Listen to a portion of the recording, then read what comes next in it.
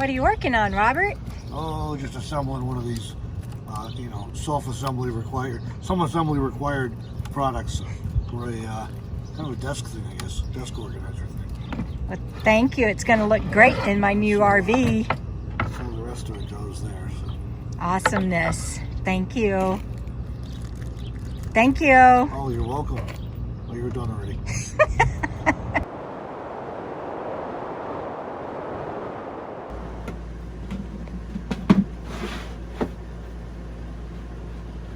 No wonder you got bugs coming in. What's that? No wonder you got bugs getting in here. No wonder I have bugs getting in? Hey, look. Oh my gosh, is that straight through to the outside? It is.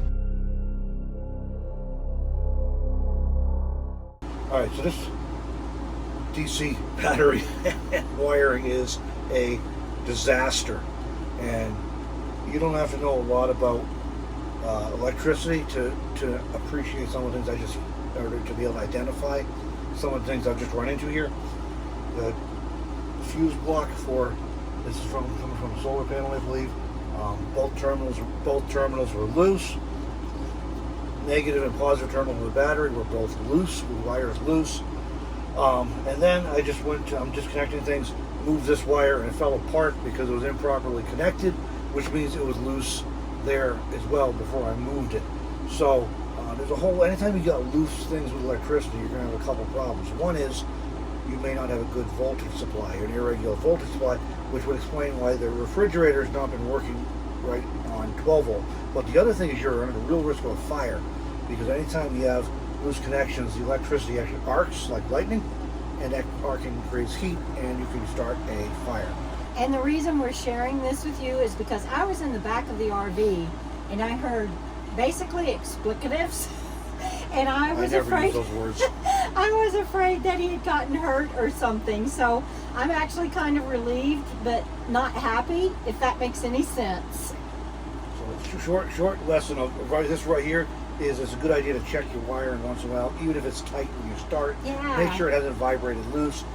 It may not have been torqued down properly to start with, or it may just have come loose from vibration and stuff. But either way, that's a big problem. And then me being concerned about him, I said, well, shouldn't we have the electricity off? And he pointed out that this is 12 volt, but we can't find a kill switch. So he's working with live 12 volt until we can get a kill switch installed and everything. And I know that's not good, but I trust him.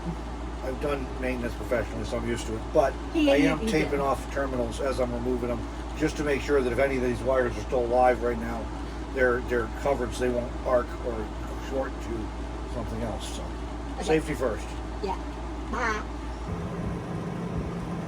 So the last of the stickers, well, other than the ones that are burned into the paint, getting the last of the stickers off the RV, I keep saying van, off the RV, and then I'll put my stickers on, but not on paint.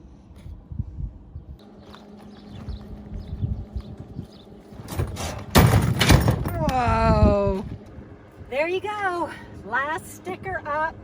And of course these are my stickers to Meander, where it all started, and robertwitham.com, because he has helped me remake this rig.